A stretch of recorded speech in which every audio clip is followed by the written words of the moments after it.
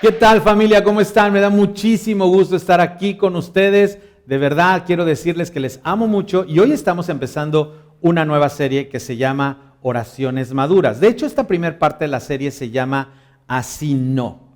Y déjame entrar de lleno a esta parte. Un día, mientras Jesús estaba orando, su círculo íntimo de discípulos estaba mirando y escuchando, pero no por primera vez. En esta ocasión, uno de ellos finalmente reunió el valor para pedir algo que habían estado pensando durante algún tiempo y le dijo: Señor, enséñanos a orar. Ahora, después de verlo y escucharlo orar, llegaron a la conclusión de que tal vez lo habían estado haciendo mal. Habían estado orando de la manera incorrecta, a pesar de que habían estado orando toda su vida. De hecho, ellos habían sido educados orando porciones de los salmos y combinaciones de escritos del Antiguo Testamento. Sus papás, sus mamás, sus líderes religiosos les habían enseñado a orar, por lo que todavía oraban de la forma en la que les habían enseñado a orar cuando eran niños, recitando oraciones memorizadas. Entonces vino Jesús y si estaba orando correctamente, ellos tenían mucho que aprender. Y por razones que nunca sabemos, Jesús esperó a que ellos se lo pidieran y quizás Jesús pensó, vaya hasta que me lo piden, y ellos le dijeron, Señor, enséñanos a orar. Ahora, me imagino que esto es algo que nunca le has pedido a nadie que te enseñe cómo hacerlo. De hecho, después de escucharte orar, si alguien te sugiriera que debes aprender a orar porque no lo estás haciendo bien, quizás te ofenderías. Imagínate que ayer en la noche cenamos juntos y hoy yo te digo, oye, esa oración que hiciste ayer en la noche antes de la cena, no es así como debes orar, oraste raro, oraste mal, déjame enseñarte a orar. ¿Cómo te sentirías? En un momento vamos a ver cómo Jesús nos va a enseñar algo sobre cómo orar que podría ofenderte. Ahora, el problema para mí es que tú no te vas a enojar con Jesús, te vas a enojar conmigo porque soy yo quien te lo está diciendo. Pero según Jesús, no estamos orando correctamente. Entonces, ponte listo, prepárate, porque Jesús está a punto de enseñarnos a todos sobre la oración. Pero deberíamos estar felices por eso, porque pocas de nuestras oraciones realmente son contestadas de todos modos. ¿A poco no? A menos que contemos las oraciones sobre cosas que probablemente de todos modos iban a suceder. Como por ejemplo, resulta que perdiste tus llaves, las llaves del coche, pero al final estaban exactamente donde las dejaste. Oraste, Señor, que aparezcan las llaves. No aparecieron, estaban donde las dejaste. O esa gente rara que entra a un estacionamiento muy lleno y le dice, Señor, dame un espacio de estacionamiento. Y oran por eso. Y sí, encuentran un espacio cerquita de la puerta. Gloria a Dios, aleluya. Pero quiero decirte que también varios cientos de otros que no oran encontraron un buen lugar. O cosas como, por ejemplo, finalmente el Cruz Azul ganó el campeonato. ¡Wow! ¡Ganaron! ¿Y eso qué? Pero ya se esperaba que lo hicieran, o ya era hora que lo hicieran, o en algún momento en la eternidad tenía que suceder. Y cuando no se esperaba que lo hicieran, simplemente no lo hicieron.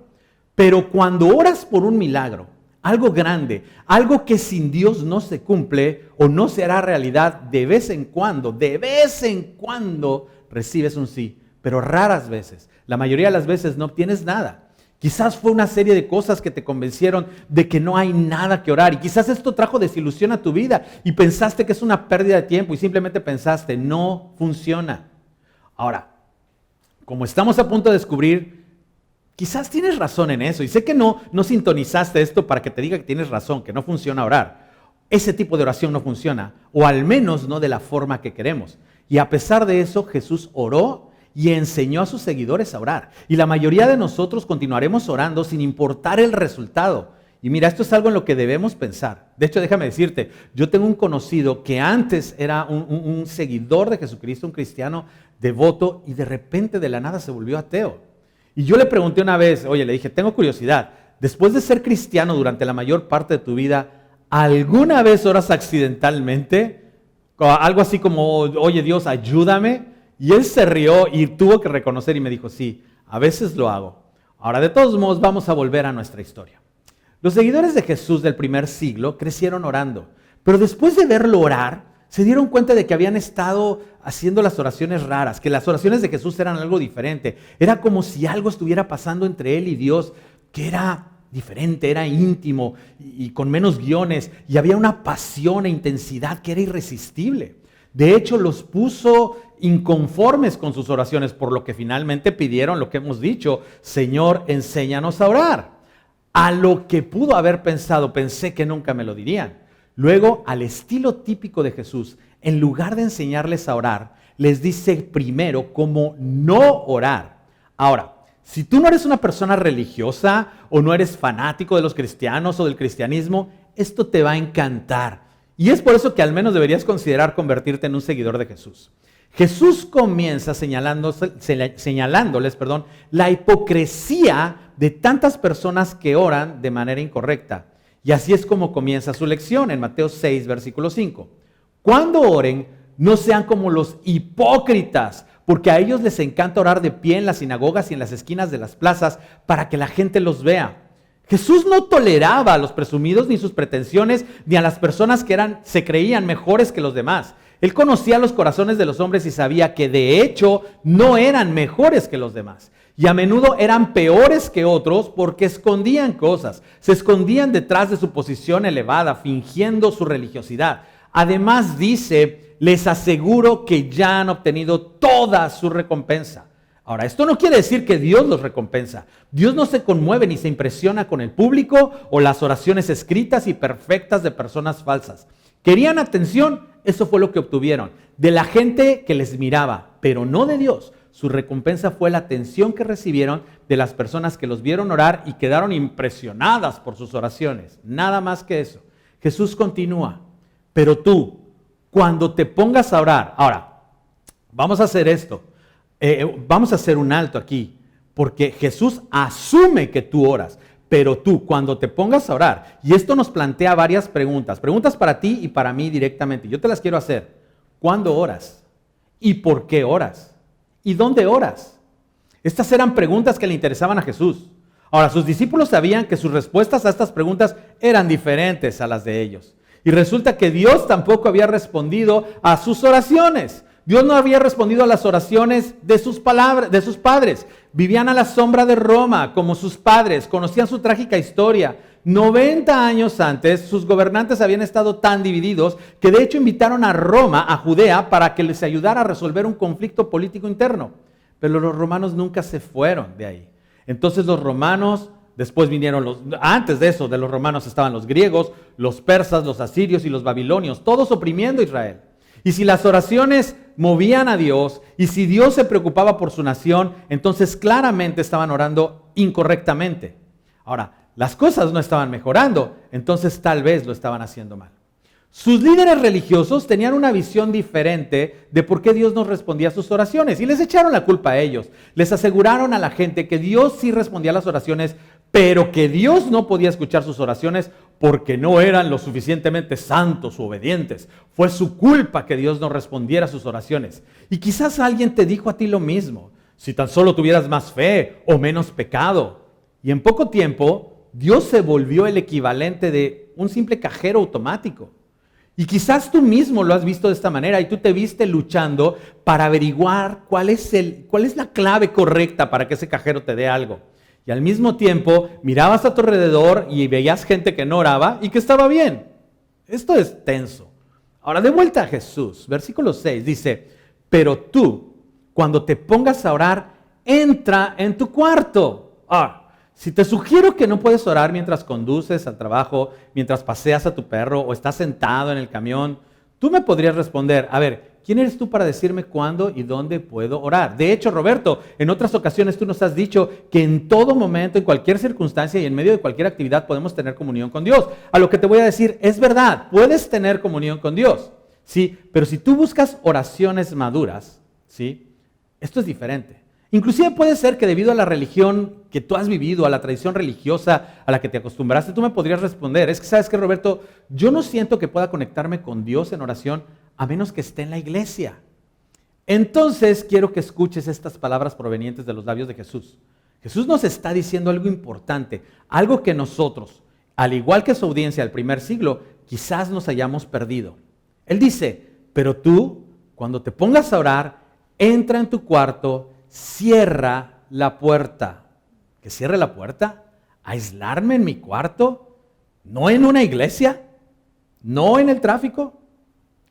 ¿No solamente orar antes de la comida? ¿Por qué es necesario hacer esto? Más tarde nos explica por qué es tan importante encontrar el momento y el lugar específico y adecuados para aislarnos de todo y de todo lo que nos rodea. Entonces, cuando oras, Jesús dice que es importante, pero primero esto. Pero tú, cuando te pongas a orar, entra en tu cuarto, cierra la puerta y ora a tu Padre que está en lo secreto. Y es aquí donde me encantaría quitarme del camino y dejar que Jesús nos lo explique, pero lo voy a hacer yo, te lo voy a explicar. Sus palabras son tan claras. Jesús nos instruye que oremos a Dios, nuestro Padre que está en lo secreto. Otras traducciones dicen que es invisible. Jesús nos instruye que oremos a Dios, no a su mamá, ni a los santos, ni a los ángeles, ni siquiera a San Antonio de Cabeza. Lo siento, pero esto es realmente importante. Jesús nos instruye que dirijamos nuestras oraciones directamente a Dios, pero es aún más específico que eso. Jesús les instruyó a ellos y a nosotros que nos dirigiéramos a Dios en términos relacionales para orar. A tu Padre y nuestro Padre en los cielos. Y nuevamente, tal vez fue un enfoque informal, conversacional y relacional de la oración lo que llamó la atención de sus discípulos para empezar. Estaba diciendo, busquen un lugar donde puedan tener una conversación privada con su Padre Celestial. Encuentren un lugar donde puedan decir lo que necesita decirse en cualquier tono y usando las palabras que consideren apropiadas. Oren en privado para no distraerse. Oren en privado para que puedan derramar su corazón. Así, tu Padre que ve lo que haces en secreto. Ahora, esto es increíble, porque según Jesús, Dios te ve orando, estando solo y con la puerta cerrada. Así que tu Padre que ve lo que haces en secreto, te recompensará. ¡Wow! Ahí está de nuevo la palabra recompensa. La oración secreta es recompensada. Las personas religiosas que oraron públicamente, ¿cuál fue su recompensa? Fueron vistos por el público. Los que oran en secreto, ¿cuál es su recompensa? Nuestra recompensa es que somos vistos por nuestro Padre Celestial. Nuestro Padre Celestial nos ve. Y si eso es cierto, ¿qué pasa si Dios te ve orar? ¿Cómo oraríamos si creyéramos lo que Jesús nos acaba de decir? Entonces Jesús nos da otro no, pero desvía su atención de los líderes religiosos y la centra en los romanos y sus sacerdotes paganos. Y nos dice, y al orar no hablen solo por hablar, como hacen los gentiles, porque ellos se imaginan que serán escuchados por sus muchas palabras. Hablar por hablar viene del término griego batalogeo, que es balbuceo, y significa repetir lo mismo una y otra vez. La repetición no mueve a Dios, los rezos no mueven a Dios, la longitud o el estilo no impresionan a Dios, no está buscando la palabra o las palabras adecuadas. En otra ocasión, Jesús dijo una parábola completa para aclarar este punto y estaba dirigida a algunas oraciones profesionales y a hombres profesionales en la oración que confiaban en su justicia y despreciaban a todos los demás. Y Jesús dijo que un fariseo y un recaudador de impuestos fueron a orar al templo. La oración del fariseo fue elocuente, pero se trataba de él y de recordarle a Dios lo bueno que él, el fariseo, era. Pero el recaudador de impuestos, cuyas oraciones asumieron, toda la gente que escuchó esta parábola asumieron que no serían escuchadas por Dios. Fíjate lo que pasó con él. Dice Lucas 18:13, en cambio, el recaudador de impuestos, que se había quedado a cierta distancia, ni siquiera se atrevía a alzar la vista al cielo, sino que se golpeaba el pecho y decía, oh Dios, ten compasión de mí, que soy pecador.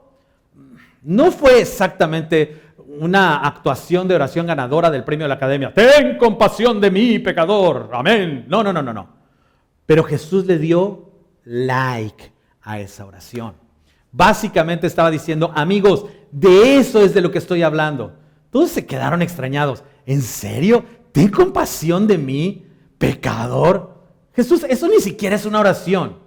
Mira, en mi experiencia, yo, Roberto, los hombres cuyas oraciones me parecieron más impresionantes, por lo general, largas, ruidosas y dramáticas, vivieron vidas menos que impresionantes tras bambalinas.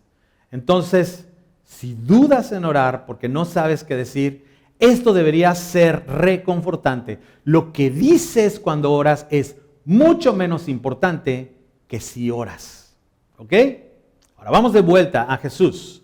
Mateo 6, versículo 7. Jesús nos dice, y al orar, no hablen solo por hablar como hacen los gentiles, porque ellos se imaginan que serán escuchados por sus muchas palabras. No sean como ellos. ¿Como ellos quiénes? Personas que equiparan la longitud con la calidad o con el mérito. No sean como ellos, ¿por qué? Ahora, lo que dice a continuación explica por qué no necesitamos muchas palabras o las palabras correctas. No sean como ellos porque su Padre sabe lo que ustedes necesitan antes de que se lo pidan.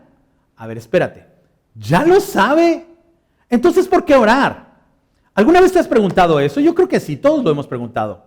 Creo que esa es la pregunta que Jesús quería que ellos hicieran y que Jesús quiere que nosotros nos hagamos. Es por eso que los discípulos querían que se les enseñara. Pero no debería sorprendernos que Dios sepa lo que necesitamos antes de pedirlo, porque si Dios es Dios, omnisciente y todo eso, ¿no debería saberlo?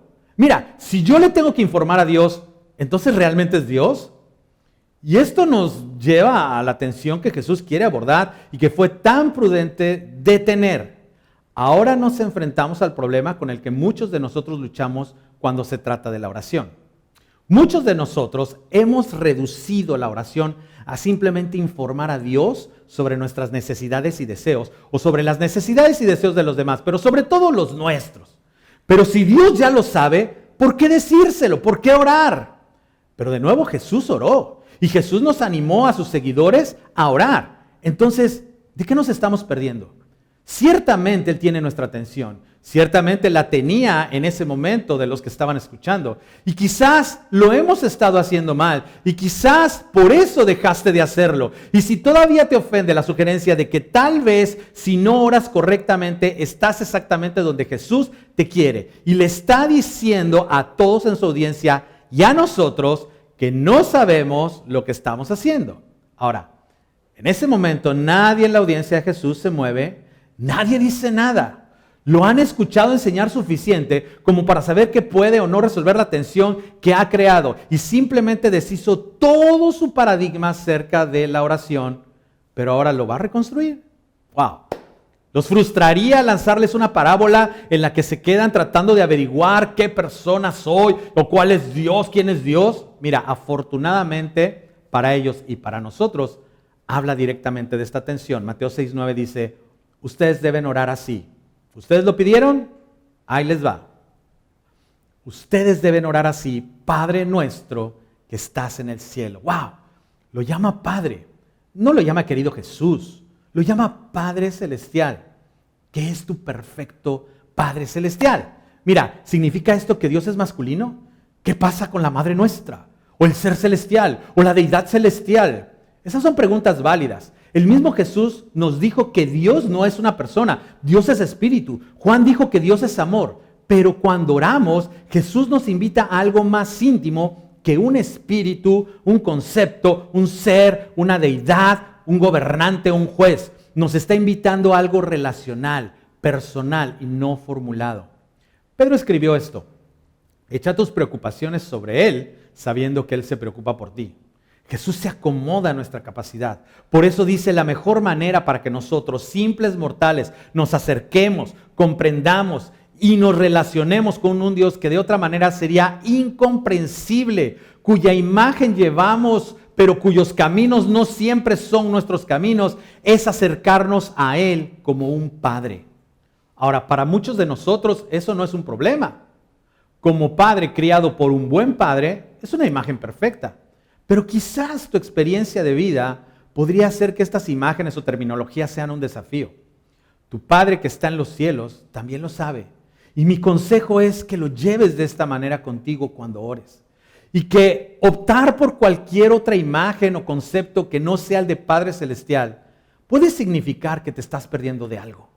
Jesús continúa diciendo: santificado sea tu nombre. ¡Wow! Necesitamos hacer una pausa y reconocer a quién nos dirigimos. Al gran Dios que no tiene igual ni rival. Él es creador, no creado, que te ha invitado a dirigirte a Él como Padre tan íntimo. Cuando oramos debemos hacer una pausa allí. Y no la hacemos, pero deberíamos. Padre Celestial, santificado sea tu nombre. Qué honor es dirigirme a ti directamente y saber que soy conocido, escuchado, relacionado. Es difícil hacer eso en el tráfico, ¿no? Por eso Jesús comienza de la manera que lo hizo. ¿Quieres saber cómo orar? Tienes que estar solo y cállate y crea un espacio para apreciar lo que está sucediendo. No te limites a decir tus oraciones. Mira, cuando hacemos una pausa para reflexionar sobre quién es Dios, obtenemos una mejor comprensión de quiénes somos y por qué estamos aquí. Y aquí es donde nos volvemos a centrar. Recuperamos nuestro rumbo y recordamos el contexto más amplio de nuestras vidas, nuestras pequeñas vidas que se vuelven significativas, no por lo que logramos o por cuánto tiempo vivimos, sino por la imagen de quien tenemos y de quién somos hijos. Ahora, si te saltas esto o te apresuras a hacerlo, tendrás la tentación de omitir lo que sigue y te sentirás o resentirás a lo que sigue, y lo que sigue es por lo que oramos y es lo que explica el propósito de la oración. Así que pon mucha atención. Explica por qué necesitas un lugar y una hora. Y es por eso que necesitas cerrar la puerta y caminar fuera, lejos de las cosas que te distraen, de las presiones y las responsabilidades que nos dejan con la impresión de que esto es todo lo que hay. Esto es todo lo que importa y nosotros somos todo lo que importa. Cuando nos apresuramos a ver a quién nos dirigimos, la oración se reduce de nuevo a un amuleto de la buena suerte, a un reflejo de una última mirada al espejo antes de salir de casa. Es un deséame suerte antes de una presentación o de un examen. Si no comenzamos por experimentar una sensación de asombro, Padre nuestro que estás en los cielos, creador de todas las cosas, grande es tu nombre. Si tú omites eso y lo que Él diga a continuación, te lo vas a perder. Y es por eso que lo que sigue raramente, si es que alguna vez, aparece en nuestras oraciones. Es por eso que nuestras oraciones son tan predecibles y muchas veces ineficaces. Querido Padre Celestial, gracias por este día. Ahora aquí está mi lista. Tengo que correr. Alcánzame si puedes. No. Volviendo a Jesús y a los discípulos, Jesús, enséñanos a orar como tú oraste. Está bien. Y dice, ustedes deben orar así. Padre nuestro que estás en los cielos, santificado sea tu nombre. Entiendo, me encanta. Así que así haremos nuestras oraciones, no serán ostentosas, no seguiremos repitiendo lo mismo una y otra vez, como si Dios no supiera ya lo que necesitamos. Oraremos a Dios y Él va a escucharnos y nos dirigiremos a Dios como un Padre celestial. ¿Qué es lo que sigue? Es aquí cuando pedimos cosas. Venga tu reino. Hágase tu voluntad en la tierra como en el cielo. A ver, espérame. ¿Tu reino? ¿Tu voluntad? ¿Y qué pasa con mi reino y mi voluntad? De hecho, para eso se supone que oro, para pedirte que hagas lo que yo quiero. ¿Qué pasa con mi familia? ¿Qué pasa con mi trabajo? ¿Qué pasa con mi falta de trabajo? ¿Qué pasa con mi salud? ¿Qué pasa con mis miedos? ¿Qué pasa con lo que tengo que pagar? ¿O con mi hija que no me habla? ¿Qué hay de mí? Creo que Jesús sonreiría y diría, eso ya está cubierto. Fíjate, porque su Padre sabe lo que ustedes necesitan antes de que lo pidan. ¿Te acuerdas? Ya lo vimos. Ya me había olvidado de esa parte. Entonces, no necesito comenzar con todo mí y me. Jesús te diría, no, ese no es el principio.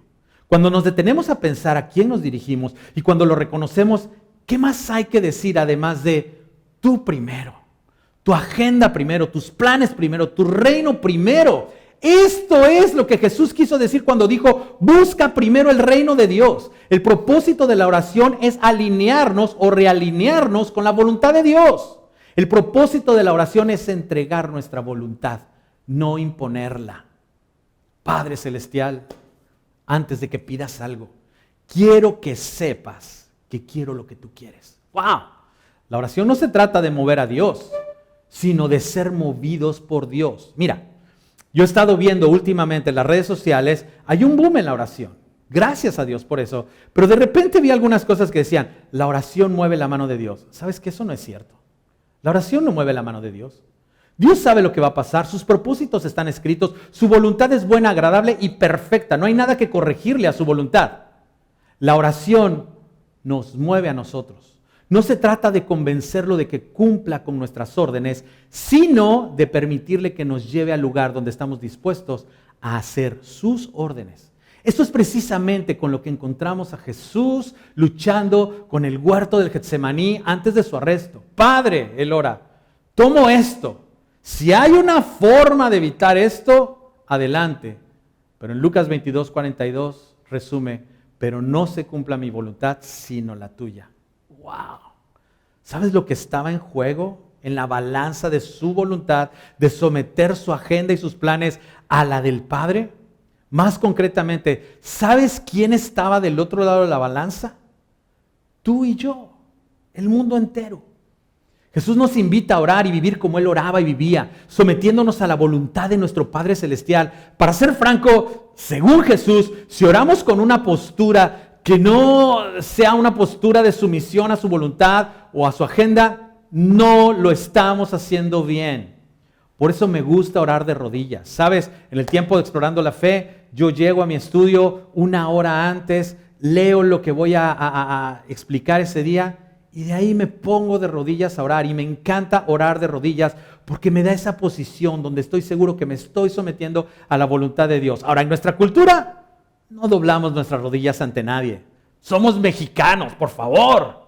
Pero Jesús dice, debes inclinarte. En agradecimiento podemos dirigirnos a nuestro Rey como Padre y deberíamos arrodillarnos ante Él, reconociendo que su voluntad debe hacerse incluso cuando entre en conflicto con nuestra voluntad. Normalmente nos saltamos esa parte, ¿verdad? Mira, yo soy como tú. Tengo un pequeño reino propio y una agenda propia, planes propios. Y Jesús nos asegura que nuestro Padre Celestial sabe todo acerca de nuestros pequeños y frágiles reinos temporales. Entonces, no es ahí donde tenemos que empezar. No deberíamos empezar con yo quiero, te pido. No, tu Salvador no empezó ahí. Padre Celestial, tu agenda antes que la mía. Tu reino es un reino de conciencia y un reino alimentado por un nuevo mandato. Es un reino donde lo mejor para las personas es lo mejor porque son los portadores de tu imagen. Venga tu reino y hágase tu voluntad. ¿Cómo puedo ayudar? ¿Dónde me interpongo en el camino? Mateo 6:10 nos dice, en la tierra. Que se haga tu voluntad en la tierra, aquí y ahora, aquí mismo, en mi vida, en mi familia, en mis relaciones, mis recursos, en mi comunidad, que sea en la tierra como es en el cielo. Ahora, hasta que lleguemos ahí, hasta que nuestra voluntad se entregue a la suya, ¿cuál es el propósito de continuar? ¿Para qué continuamos? Hasta que nuestra voluntad, hasta donde sabemos, se entregue a la suya, ¿no somos solamente usuarios? ¿No nos volvemos solamente consumidores? ¿No reduce a Dios a una máquina expendedora cósmica o a una app de la que buscamos lo que queremos? Mira, considera esto. Si dejas de orar porque Dios no respondió tus oraciones, tan legítimas como tu fe y como fue tu oración, la sanidad de un amigo, un familiar, y como no viste respuesta, luego renunciaste a Dios por completo, ¿qué dice eso sobre tu visión de Dios? ¿Asumiste que una oración sin respuesta decía algo acerca de Dios? Pero en realidad dijo algo sobre tu visión de Dios. Si hay un Dios, debe responder mi oración. Dios no respondió mi oración muy legítima, así que Dios no responde las oraciones, a Dios no le importa y Dios no está ahí. Cuidado. Eso es comprensible si Dios es simplemente un distribuidor de favores para ti, o un sanador divino esperando ser llamado, o un salvavidas esperando ser llamado a la acción. Pero, ¿y si Jesús estuviera en lo cierto? ¿Qué pasa si Dios, tu Padre Celestial, es mucho más que eso? ¿O no es nada de eso? ¿Y si su plan te incluye a ti, pero es más grande que tú? ¿Y si te incluye a ti, pero no se centra en ti? ¿Qué pasa si la oración no comienza con pedir y empieza con reconocimiento y sumisión? ¿Qué pasa si empezamos recordando quién es Dios y quiénes somos nosotros para que su voluntad tenga prioridad sobre la nuestra? Ahora, para presionar un poco más sobre esto, la razón por la que frecuentemente te encuentras tratando de orar para salir de una situación en la que tú mismo te metiste es precisamente porque no comienzas tu día o tus oraciones rindiéndote a la voluntad de tu Padre. Así que tú, yo y todos nosotros metemos nuestro yo no entregado en situaciones de las que no podemos salir. Son situaciones que hubiéramos evitado si hubiéramos comenzado y continuado el día en una postura de hágase tu voluntad. Incluso cuando te encuentras en un lío provocado por ti mismo, ¿cómo oras? Todavía se trata de ti, ¿verdad? Ayúdame, sálvame, rescátame. Dios, escucha mi oración. Ahora, ¿Dios escucha esas oraciones? Sí, pero a Dios le gustaría ayudarte a evitar esas oraciones. Evitas esas oraciones al comenzar tu día rindiendo tu voluntad. Por eso oramos. La próxima vez llegaremos a la parte de nosotros y la parte de danos. Y es la parte con la que solemos empezar, pero no es lo primero. De todos modos, entre hoy y la próxima vez, intenta orar de esta manera, a la manera de Jesús, solo, sin distracciones, informal, breve. Empieza por dirigirte a Dios como Padre.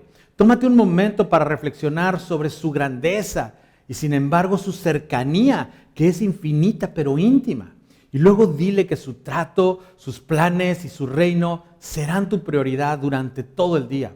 Si quieres, usa las mismas palabras de Jesús. Venga tu reino, hágase tu voluntad aquí y ahora. Dile, venga tu reino, Señor, hágase tu voluntad aquí y ahora en mi vida. Y estoy feliz de participar en tu voluntad. Si ese es un punto de fricción para ti y si no estás listo para decir, hágase tu voluntad en mi vida, está bien. Acabas de aprender algo. Haz una pausa ahí. Identifica qué es lo que te impide orar, hágase tu voluntad. Por lo general es el miedo a perder algo o tener que renunciar a algo o a alguien. Es el miedo a perderte de algo o quedarte fuera. Pero ¿sabes qué? Eso ya es un progreso. Has identificado dónde Dios quiere trabajar en tu vida. Quizás acabas de identificar dónde Dios está tratando de rescatarte de una oración de Dios, ayúdame más adelante. Si no puedes orar honestamente, hágase tu voluntad en mi vida, entonces presta atención a esta tensión, porque por eso oramos. ¿Funciona la oración? Este tipo de oración siempre funciona con nosotros. En definitiva, nos funciona, nos pone en nuestro lugar. Orar como Jesús determinará la duración de tus oraciones. La duración de nuestras oraciones a menudo está determinada por la condición de nuestro corazón. Jesús oró durante 20 segundos antes de volver a Lázaro a la vida, pero oró toda la noche antes de dar su propia vida. En ambos casos, Jesús ya conocía la voluntad de Dios. En un caso, necesitó más tiempo para llegar ahí, pero lo hizo. Y nos alegra que lo haya hecho. Entonces, esta semana, cuando ores, ora como Jesús nos instruyó de esta manera. Empieza con Padre Celestial, no contigo. Declara su grandeza, rinde tu voluntad. Y déjame orar por ti. Padre Celestial, tú que eres grande, magnífico, lleno de gloria, y al mismo tiempo eres tan cercano, eres nuestro Padre. A ti nos dirigimos hoy, Señor. Ayúdanos a centrar nuestro corazón en lo que es tu voluntad, a someternos a ella, porque tus caminos son mejores que nuestros caminos, Señor. Te pido que en esta semana podamos empezar a tener oraciones maduras. Gracias, Señor, en el nombre de Jesús. Amén. Muchas gracias.